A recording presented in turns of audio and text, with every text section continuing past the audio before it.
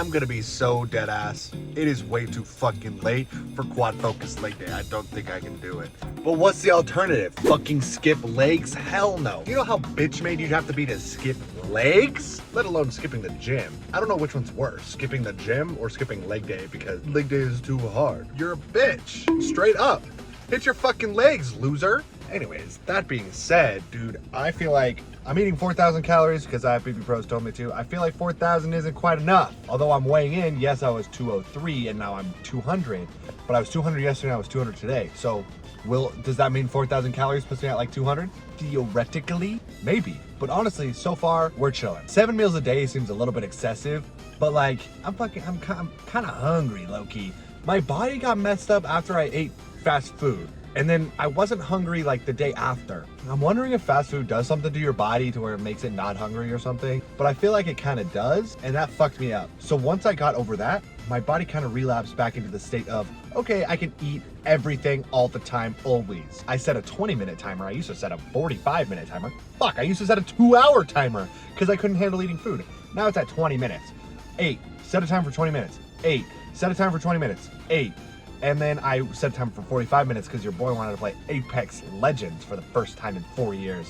Actually kind of fire, by the way. It's kind of fun. And then I ate again, and then I had to go to work. And then after work, I was fucking starving. And all I had was a bagel. All I had to eat was a bagel with freaking peanut butter and honey on it. That's all I had. But that'll be a pretty good pre-gym carb, whatever. I think that'll be pretty solid. Thing is, right, I have 2 more meals left. I have beef and rice. I'm fucking looking forward to that bitch. And I have 300 grams of potatoes and 6 ounces of chicken, which I kind of make into like a loaded fry kind of thing. I cut the potatoes into fries, air fry them, cook the chicken, mix it in a bowl with barbecue sauce. Healthy loaded fries, sort of. You know, I mean, when I need to up my calories, I'll stuff the freaking cheese in that bitch. Anyways, let's go hit our legs, because it's 12 in the morning. Wake up. Wake up. Wake up. My goal when it comes to finding movements that I like, that I heavily fuck with, is just whatever I can get like a mind-muscle connection with the easiest. When it comes to squat, I don't really fuck with it because it just hurts my spine and it gets rid of the vibe. But with this, because it gets rid of the compression fatigue and basically all of the strain is on your grip instead of your spine, it's easier to load your quads. So I fuck with it more. Whatever will work my muscle the best, that's what I like. Those are my favorite. That's why I've always loved preacher curl, because it just fries my biceps way better than anything ever will.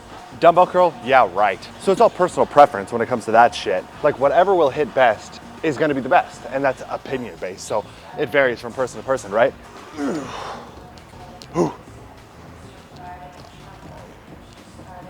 I think it's a harder movement if I move my feet a little bit further back, so my knees are past my toes.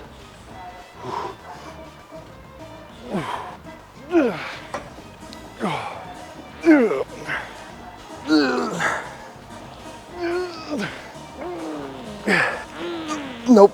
Oh. Shit. That blasts my femoris. God damn. Okay, come on. You could use the belt if you have like a weak grip to where the strain goes on your waist, but it kind of hurts. It kind of hurted, you know? So I just don't do it. I feel like my method is way better. So it turns out Sam Sulek was like less than 100 meters away from me. He was across from my work doing like some sort of whatever at Las Vegas Discount Nutrition. He was signing autographs or something and there was a big ass line. Oh, that's so cool. I didn't like, yeah, it'd be cool to get a picture and all that shit and have him sign and be like, yo, hell yeah, you look big. You know, that would be cool, but I just wanted to see him with my eyeballs. I never saw him. I've never seen him in person. I would love to see him with my balls, but I never got to. He was like inside the building and I didn't know he was there until I had my fucking work shift. It's fine.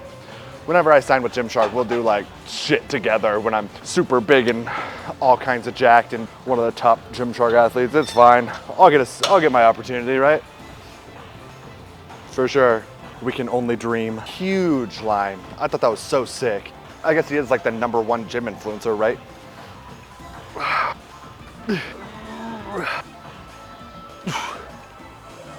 I think I tweaked my hamstring.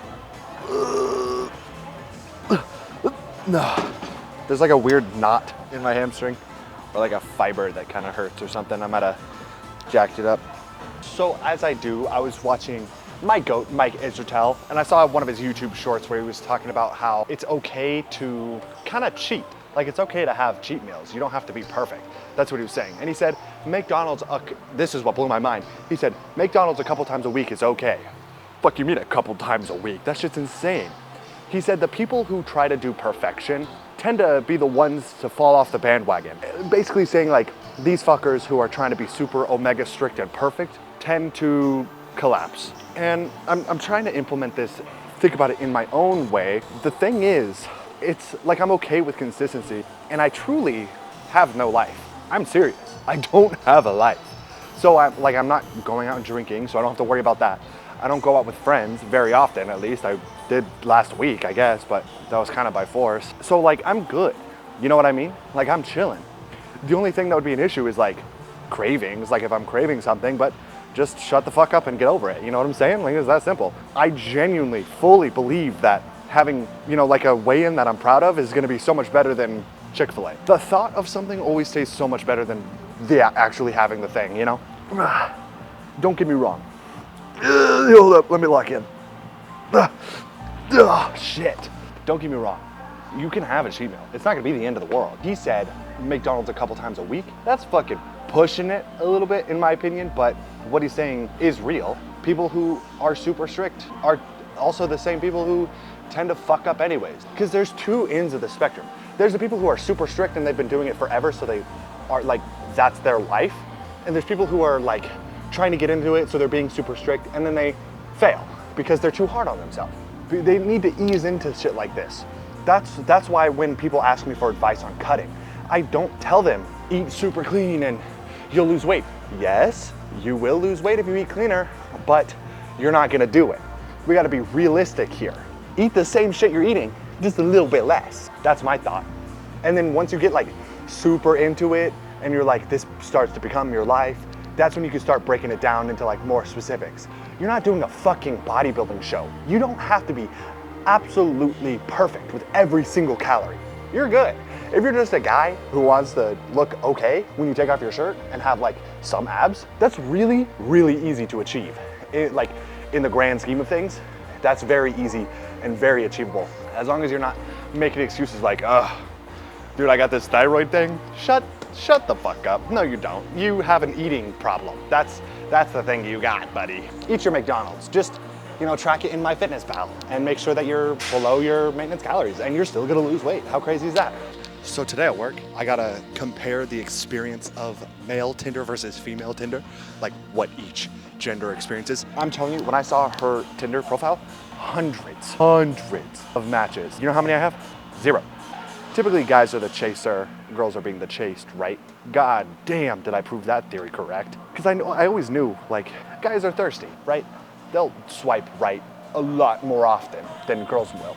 Basically how it works is women get the picking, and you, as a guy, you kind of have to get lucky. Unless, I assume there's, you know, like the rare few who it's like, holy shit, that guy is hot, obviously I'm gonna swipe. That probably exists, but for most of us, that's not how it is. Every single girl I've talked to, as like my friends, their Tinder is just popping. Every single one, it's crazy. Meanwhile, I don't have a single match.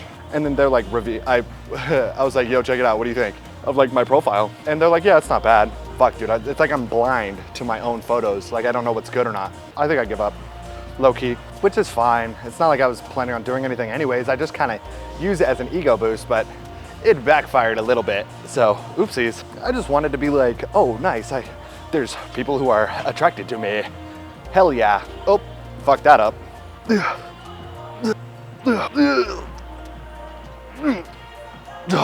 I'm fried, man.